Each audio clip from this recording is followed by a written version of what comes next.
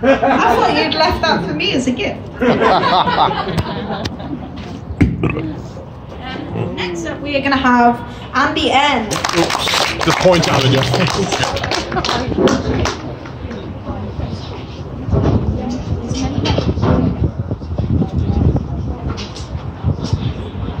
The pause one. Press the pause. It's recording. Oh, was it recording? Oh, right. Was it?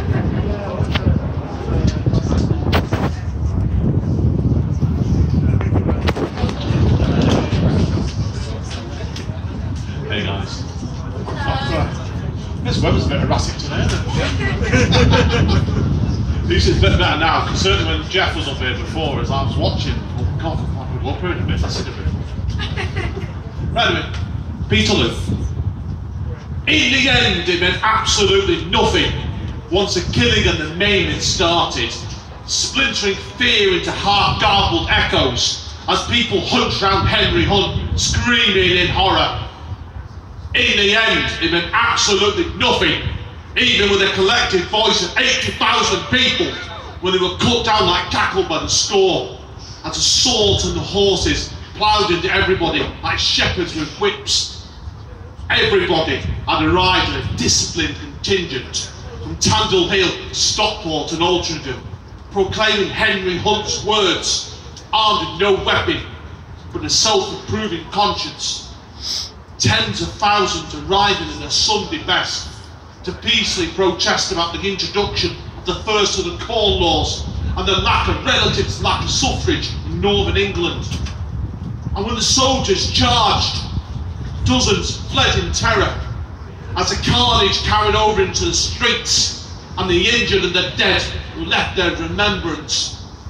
Stretched out across the screens as the carnage carried on into the streets in a language too close to the truth, as people were beat to death, kicked in the cellars, breaking their necks, to follow the abortive uprisings in Huddersfield, Burnley, and the Decatur Street conspiracy to blow up Parliament.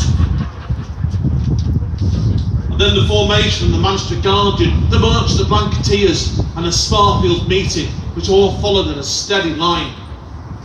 In the end, it meant absolutely nothing between one moment in time and the next about what happened there, what happened next. 100 years to two, and words lost across the breeze in time's deconstruction, like the shredding of rubble, and people's lives put to the sword, or daytime ghosts lost in a carnivorous landscape, listening to the drum rhythm of a beat, a slow chain effect, placing coins on ledges in sacrifices. Thank you.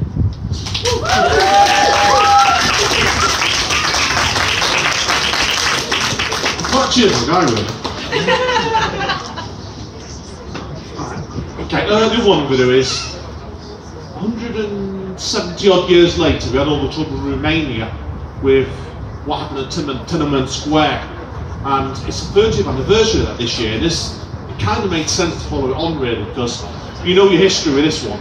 Basically, with Tiananmen Square, that led to the country going into revolution, which you think if it had been nowadays or then, we quite like to happen the same. So this is the day Nicolae Ceaușescu died.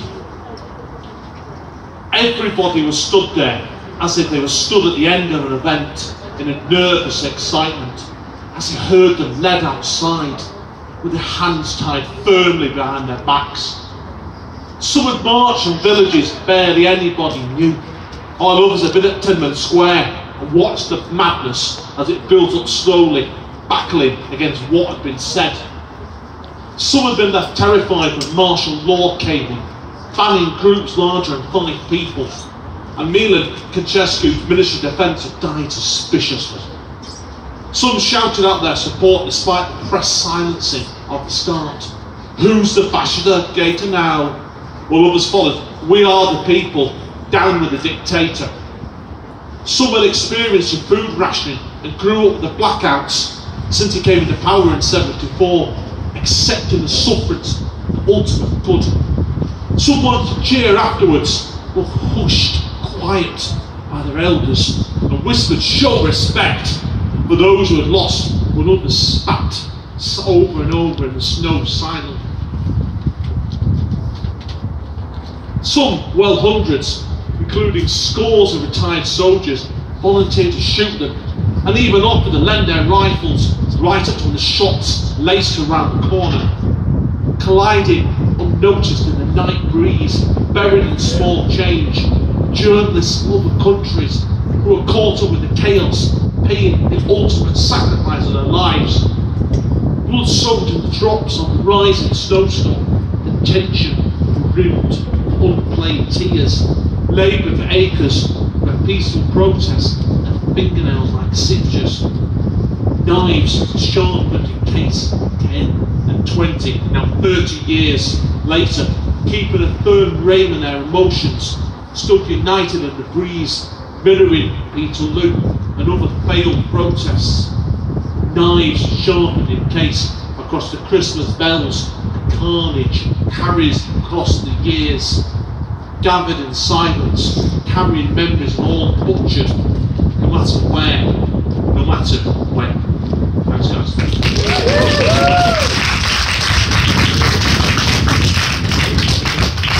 There you go. There you go, just pull that place on the end. Oh, cheers, mate. Oh.